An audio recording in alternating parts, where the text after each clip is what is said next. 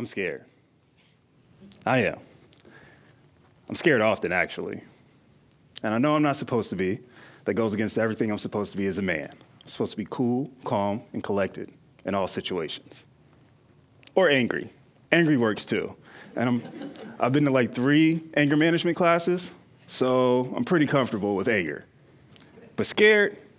No. Scared is weak, and nobody wants a weak man. I mean, we've all subscribed to the archaic idea of masculinity. We're not allowed to be weak. We're not allowed to be scared. We're not allowed to ask for help. We're not even allowed to reach out to others. That can be labeled as weakness as well. We're not allowed to be emotional, and if you are, you gotta hide it, or else everybody else will know you're defective. When I was a kid, young kid, my mother used to tell me I was gonna be a good man, and I was gonna make somebody a great husband. That's nice. Nice of her to say. Scared me to death, though. I didn't know what that meant. What was I supposed to do with that? I've had that conversation with her lately, now that I'm older, and she's just described that what that was supposed to mean was that the things that I displayed at a young age would age well, and when I got older, of age, they would make me a good man. But that's not what I heard. What I heard was pressure. How am I supposed to do this? I got to be a man, which is something that I felt I had to earn, that I didn't grow into. But now I had to be a good one and a great husband. How was I going to learn to do that? I could go to my father, but I never really felt like he liked me much. I don't know why. Maybe I cried too much. Maybe I wasn't tough enough. Maybe I was too smart. Maybe I didn't play enough sports. I don't know. I just knew I was broken, and I had to fix it somehow. So maybe I can go to my friends. And I tried it. They were just about as lost as I was, though. That didn't work. TV? Aside from the Gillette commercial here or there, it's not a good idea. Society was telling me that in order to be a good man, I had to attain these attributes when I got older. I had to make money. I had to be stronger, faster, smarter than everybody. Had to know all the answers. That all the women had to like me. But mainly, most importantly, all those emotions you feel, don't. I know they're a part of you, but they shouldn't be. And if they are, there's something wrong with you. At a young age, I was already feeling the pressures of the man box. And as I got older and went through life, it would just pull me in tighter and tighter. So, what was I gonna do?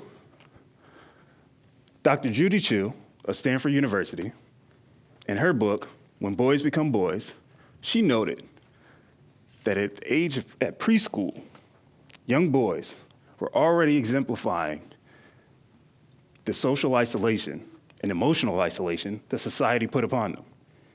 At preschool, how are we getting it that early already? Well, studies show that we're all complicit. In one study done with adults and infants, adults watched infants play with a Jack-in-the-Box toy. As the infants played, the adults were more likely to describe the infant as being angry if they thought it was a boy, regardless of whether it was actually a boy or not. In another study done with women, young mothers, and their young children, they found that conversations between the mother and a daughter was filled with extensive emotional vocabulary. I mean, they talked about all types of emotions. But with their sons, it centered around one thing: anger. So it was pretty much set in stone. Society had decided, I'm not supposed to be emotional, and it was early. I'm supposed to pack it away, push through it, and that's what I was gonna do. That's the way to success. So, that's what I tried. But we all know that's not right. We're all supposed to experience a large spectrum of emotions. That's what we've been given from the beginning. But us as men, we're not supposed to feel a lot of these. We can't be confused, submissive. We're not allowed to be depressed, ashamed. Really, most of the sad side and the scared side is off limits to us. We know, mad, that's okay. Even if you look at the positive emotions, nurturing, serene, that's not really applies. That stuff doesn't really apply to us. You know, when I was young, I thought manhood was this club that I had to earn my right into, that my masculinity was defined by these points that I had to earn. I didn't know how at all, but I just knew I wasn't there yet. So that's what I was going to try and do. On top of that, I was an African American growing up in the southern U.S. So that is all whole nother set of problems. I mean, I was statistically more likely to be incarcerated by now than be on the stage talking to you.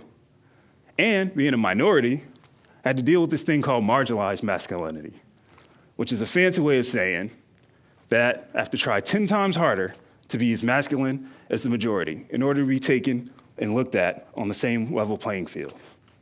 Great. So now there's this thing I don't even know how to be, but I have to be 10 times better at it than everybody else. Okay. So I tried. I did everything. I played sports, joined the Navy. I had a bunch of different training. I had a bunch of different jobs. I'm married twice. And all for this external validation that I was looking for. I wanted to be the man that my mom said I was going to be, that my dad would acknowledge, that everybody would recognize. But that's not what happened. I was young. I didn't know how to connect with people. And my marriage just crumbled. 2 marriages, 2 divorces. And I was still a failure. So I did what I knew how to do. I buckled down, I ignored those emotions, and I pushed forward. And I turned myself into this guy. Women like this guy. Modeling opportunities, acting opportunities, they came with this guy too. And it looked like from the outside looking in, I was getting it. I was making it. I was becoming that man I was supposed to be. But internally, I was horrified. I thought I was one meeting away from everybody finding out that I was a fraud, that I still wasn't the man I was supposed to be, and that I would lose it just like that. I remember in the middle of everything, it was about 2:30 a.m. I woke up in a panic. I didn't know what to do. I picked up my phone. I ended up calling my cousin. She answered, and I just told her, man, I'm so lonely. I feel like I have a phone full of people, but nobody to talk to. Nobody is actually interested in who I actually am as a person. If they knew that, they'd leave me. She calmed me down. We talked our way through it, and I hung up. But that's where my mindset was. I'm just meant to be alone. Nobody can know the real me, or else I wouldn't have anything. And that's how I lived my life. Until one day, I ran into the woman who's now my fiance. And I know when I saw her, she was special. I decided then I was gonna try everything I could do. I was just gonna share myself with her, the best that I knew how. I was gonna let her know more things than anybody else knew about me. But I didn't understand how much I was ingrained. The social construct was inside of me hard. And as the years went by, the fear grew. I knew that she knew more about me than anybody else did. But it just made me more and more scared. I felt more and more like the other shoe was gonna drop eventually. The pressure was built. I had to be this man she wanted me to be. But how was I gonna do that? I didn't know how to be that. And I had to be this man for her that I needed to be. I had this idea that the manhood was flawless, and I had so many flaws I had to hide, and I couldn't do it anymore. So as it started to build up, and I felt like I was gonna lose it all, like I usually did, I got scared. But this time it was different. Instead of pulling away like I usually did and letting it all go, I talked to her. And I talked a lot. I told her everything I was feeling about the pressures of being a man that my mom put on me, that I didn't think I was gonna get it, that I wasn't worthy of her, that I was scared I was gonna lose her, that nobody even liked me for me. it went deeper. I felt like nobody ever really loved me for me. I felt like the only reason people were with me was because they were in love with the potential I had, the man I was supposed to be, the man I was supposed to become, and I wasn't that. And when they got tired of waiting, they would leave me like everybody else would. And I remember that conversation like it was yesterday. She looked at me. She had been tearing up the whole time, but the tears stopped. She looked at me with a straight face, right in my eyes, and she said, "That's stupid. I love you for you right now." And that changed everything. If she loved me for me right now, well, then I'll stop hiding. I'll let her in on everything that I have. And that's what I did. I let her in completely. I shared everything I had with her. I was more deliberate with her. I told her, look, in the middle of the day, I would just say, hey, I'm frustrated about finances right now. I'm feeling overwhelmed. I don't know what to do. I just want to make sure we can cover the bills. And she'd respond in a scared way, okay, me too.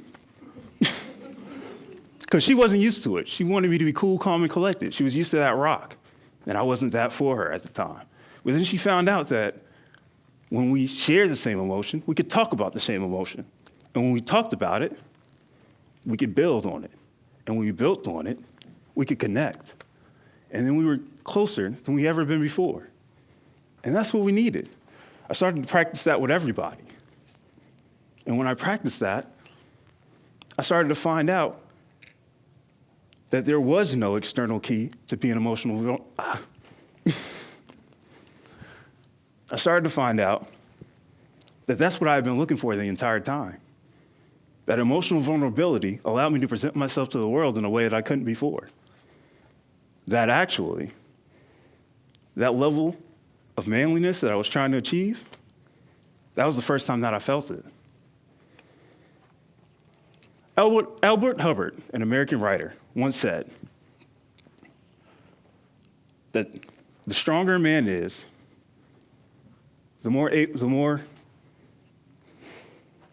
Albert Hubbard once said that the stronger a man is, the more gentle he can afford to be.